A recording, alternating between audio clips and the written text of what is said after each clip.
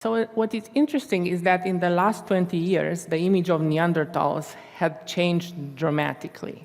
And they are no longer viewed as subhuman brutes, which was in the beginning of the century. And they are, in fact, there are many archaeologists who say that not only are they smart, but perhaps even smarter than us, which is an intriguing and interesting perspective to look at history at this point.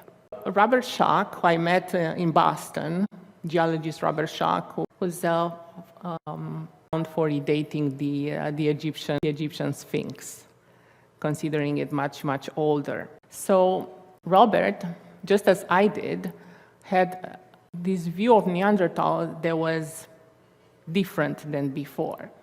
And he believed that that distant world, the same distant world that many researchers have thought, was actually the world of the Neanderthals.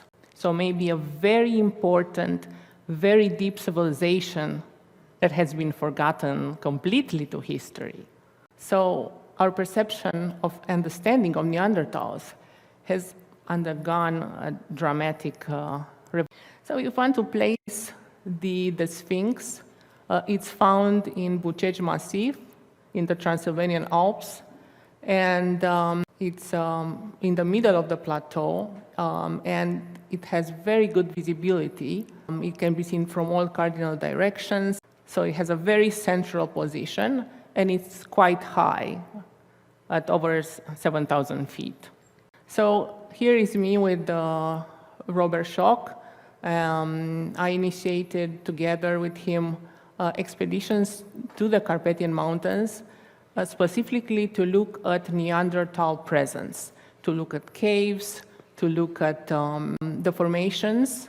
As I said, besides the Sphinx, there's also other formations around which are very enigmatic and interesting, and Robert was very interested to see that.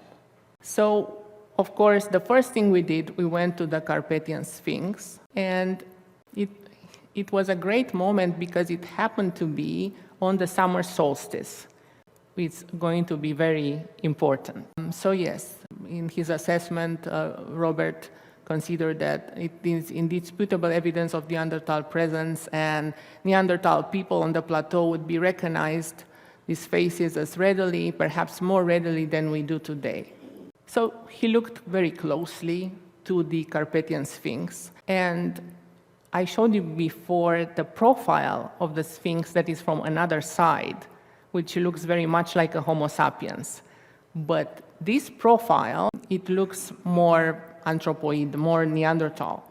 So he considered that it's definitely a Neanderthal simulacrum, and that it could have been also touched by human hands, enhanced. This is another from another side, and what's interesting is that he noticed then that the Sphinx gazes west to the setting sun, perfectly aligned. The eye of the Sphinx is perfectly aligned to the where the sun goes down exactly.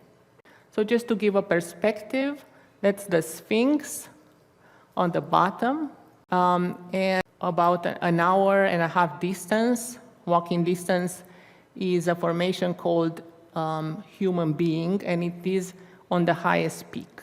This is another view, the Sphinx at the bottom, Omu peak, which means the peak of the human being in Romanian, is an hour and a half walking, but it's also visible from the Sphinx. You can actually see the rock.